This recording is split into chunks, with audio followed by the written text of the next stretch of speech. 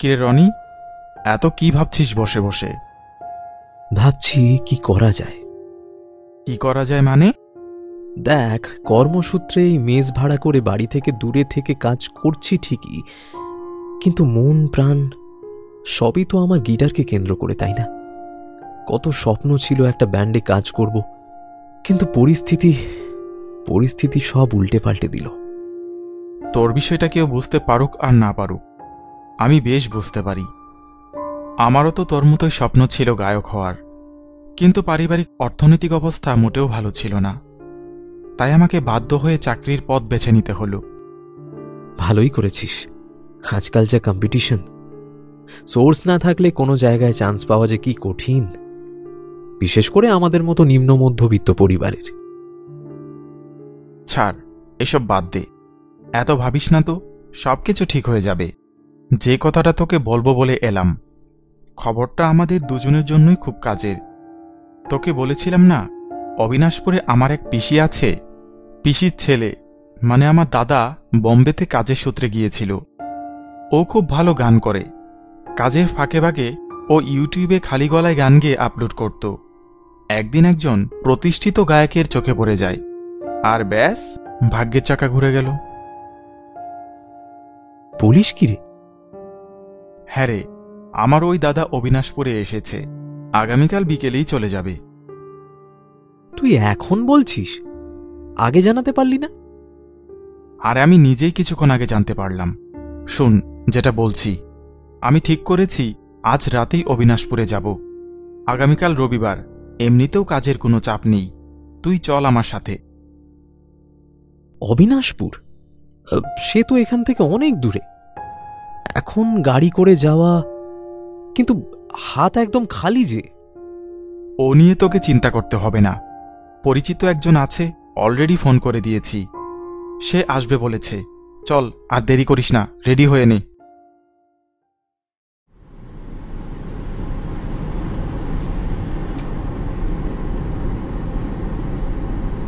কিরে, তোর গাড়ি কখন আসবে?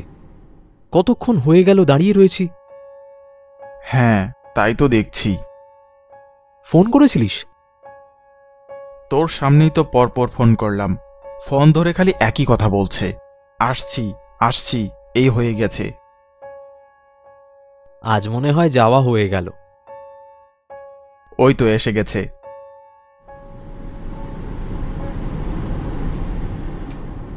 তোমাকে আমি কখন আসতে বলেছিলাম? এখন ঘড়িতে কয়টা বাজে? যদি তোমার কোনো অসুবিধা থাকতো তুমি আমাকে আগেই বলে দিতে, আমি তাহলে অন্য কোনো গাড়ি বুক করে রাখতাম। স্যার, গাড়িটার ইঞ্জিনে একটু সমস্যা হয়েছিল, তাই সার্ভিসিং করাচ্ছিলাম। তোমাকে বারবার ফোনে বলে দিলাম যে এটা ইমার্জেন্সি। সত্যি বলতে স্যার, এমন যে কিছু হবে আমি বুঝতে পারিনি। আপনারা প্লিজ গাড়িতে বসুন, আমি তাড়াতাড়ি আপনাদেরকে পৌঁছে দেবার চেষ্টা করছি। তাড়াতাড়ি পৌঁছে দিচ্ছি মানেটা কি? আমরা কি 500-1000 মিটারের মধ্যে কোথাও যাচ্ছি নাকি? অবিনাশপুর যাচ্ছি, এখান থেকে কম দূর নাকি? আচ্ছা আচ্ছা, রাগারাগি করিস না, চল বসে গিয়ে, না হলে আরো দেরি হয়ে যাবে।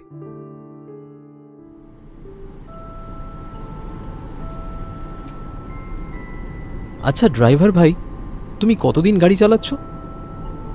বেশি দিন নয় স্যার, বছর 2 হবে।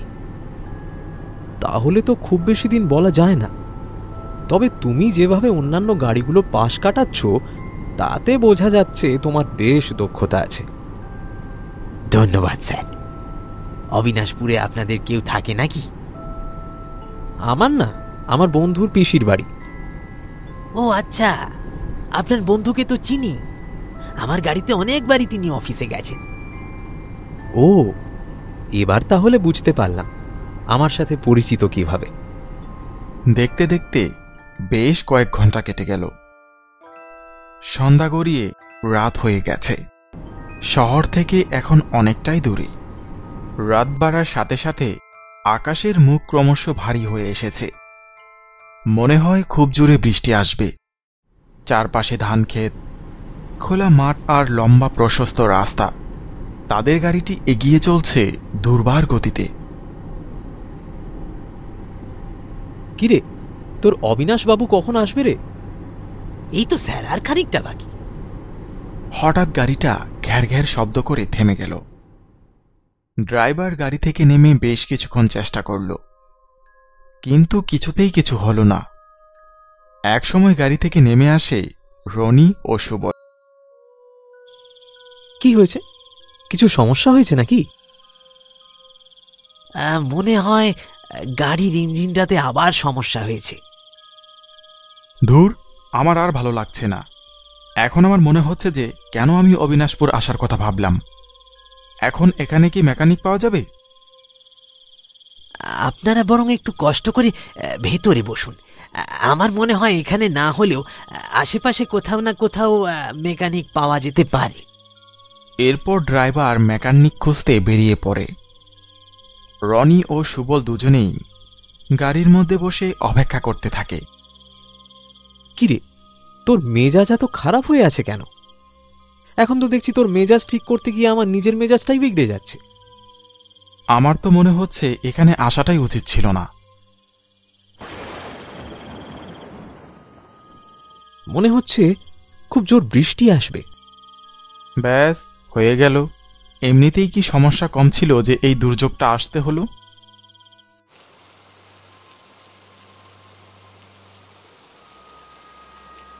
আমার এই গুমটি মতো গাড়ির মধ্যে বসে থাকতে খুব অস্বস্তি বোধ হচ্ছে।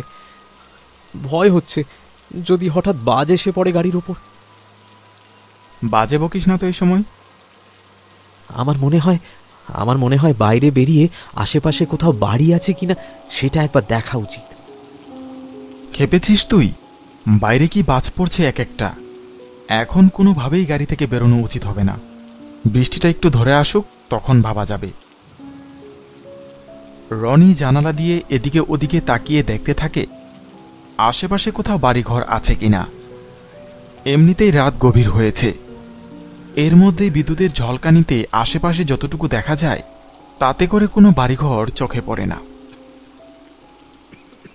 বিদ্যুতের ঝলকানিতে রনির মনে হতে থাকে সে একটা বাড়ি দেখতে পেয়েছে, কিন্তু পরমুহূর্তেই কড়কড় শব্দ করে বাজ পড়ে তাদের গাড়ির কাছাকাছি। আশপাশটা একটু শান্ত হয়েছে, অন্তত বাজের প্রকোপ কমেছে। এখনো বেশ জোরে বৃষ্টি হয়েই চলেছে। ফোনে অনেকবার চেষ্টা করলেও ড্রাইভারের ফোনে কল কন্ট্যাক্ট হচ্ছে না, যার ফলে তারা গাড়ি থেকে বেরিয়ে সেই বাড়ির দিকে এগোতে থাকে। রনি ও সুবল দুজনেই মোবাইলে টর্চ জ্বালিয়ে ক্রমশ এগিয়ে চলেছে সেই বাড়ির দিকে।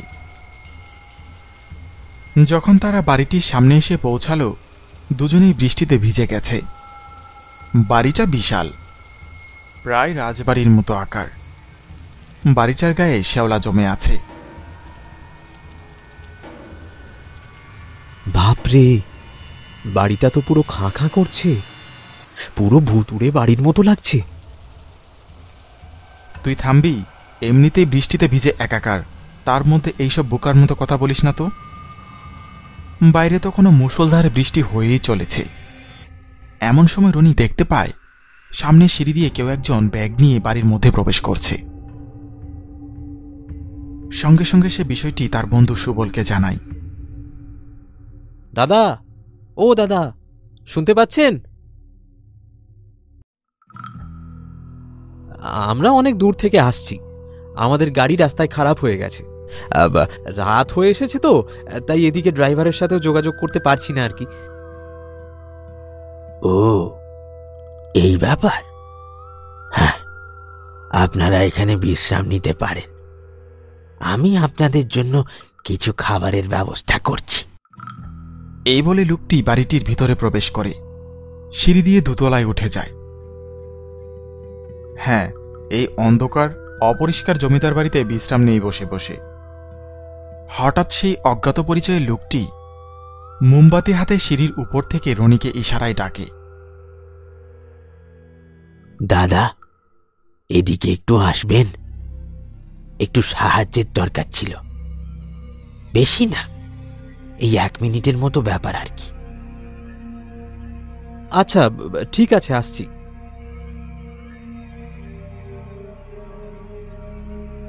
সাবধানে যাস, বেশি দেরি করিস না। 10 মিনিটের ওপরে কেটে গেল। রনির কোনো সারা শব্দ নেই। অন্যদিকে একা একা এত বড় বাড়ির নিচতলায় দাঁড়িয়ে থাকতে বেশ অস্বস্তি হচ্ছিল সুবলের। রনি, রনি, কোথাও কোনো সারা শব্দ নেই, সবকিছু চুপচাপ।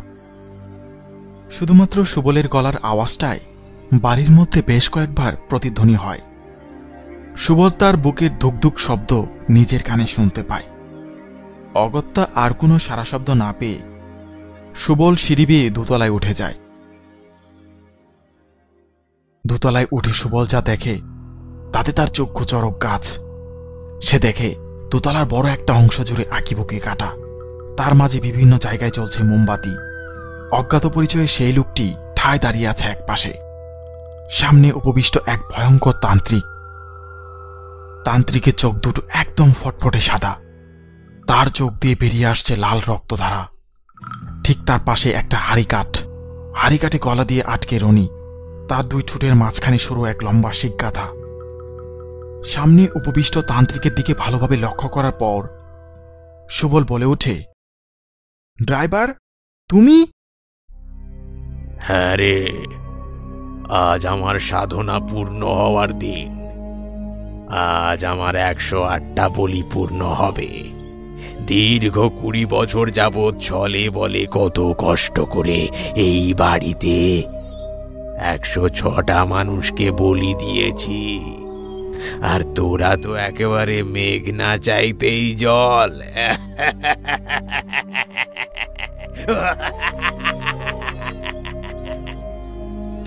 ছেড়ে দে আমার বন্ধুকে বলছি। ছেড়ে দেওয়ার হলে হাঁড়ি কাঠে ওকে দিতাম নাকি? পাপিষ্ট নরাধম, নরকেও ঠাঁই হবে না তোর। তোর এত বড় সাহস যে তুই ওনার সাথে উঁচু গলায় কথা বলিস? তোর মুন্ডু ছিঁড়ে রেখে দেওয়া হবে এখানে। মুন্ডু ওর আজকে এমনিতেও ধর থেকে আলাদা হবে, শুধু একটু সময়ের অপেক্ষা। তুই এত বড় ভেকধারী, আমি যদি জানতাম তাহলে তোর গাড়িতে কখনোই আসতাম না। ওরে, সেই জন্যই তো ভেক ধরা। সুবলের আর কিছু বুঝতে বাকি রইল না। হাড়িকাঠে আটকে থাকা রনি চোখ দিয়ে ইশারা করে তাকে পালিয়ে যেতে। বিলম্ব না করে সুবল পালাতে যাবে, এমন সময় সেই অজ্ঞাত পরিচয়ের ব্যক্তি ভারী কিছু দিয়ে আঘাত করে সুবলের কপালে। মাটিতে লুটিয়ে পড়ে সুবল। আঘাতপ্রাপ্ত সুবল অস্পষ্ট রূপে দেখতে পায় সেই তান্ত্রিক রামদা দিয়ে রনির মাথা ধর থেকে আলাদা করে দেয়। অসহায়ভাবে সেই দৃশ্য দেখতে থাকে সুবল। এরপর অজ্ঞাত পরিচয়ের লোকটি সুবলের পা ধরে টেনে নিয়ে যেতে থাকে হরিকাঠের দিকে।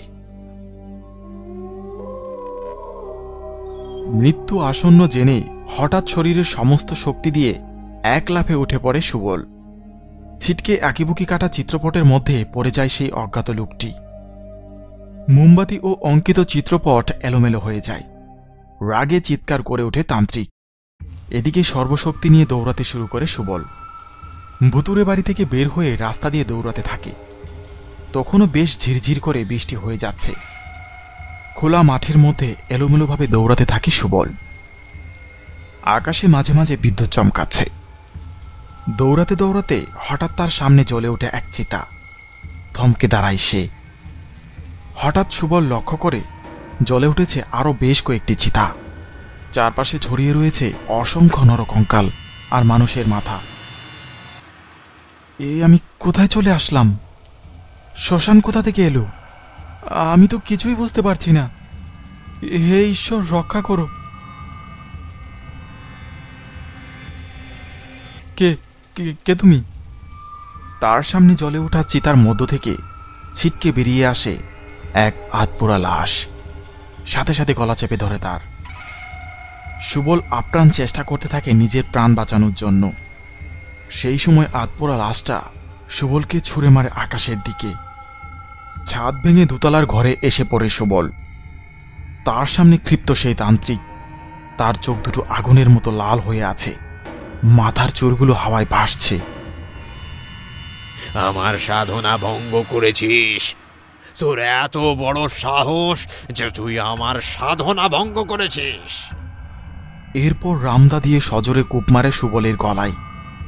সুবলের কাটা রক্তাক্ত মুন্ডু গড়াতে গড়াতে গিয়ে পড়ে মেঝের উপর। গলা কেটে গেছে, গলা কেটে গেছে। এ তো তোর হামেশাই ঘটে। পাহাড় থেকে পড়ে যাচ্ছিস, সমুদ্রের জলে ডুবে যাচ্ছিস, আর মাঝরাতে আমার ঘুম ভাঙিয়ে ছাড়ছিস। উফ! আমার গলা কাটেনি, তার মানে আমি স্বপ্ন দেখছিলাম। সরি ভাই।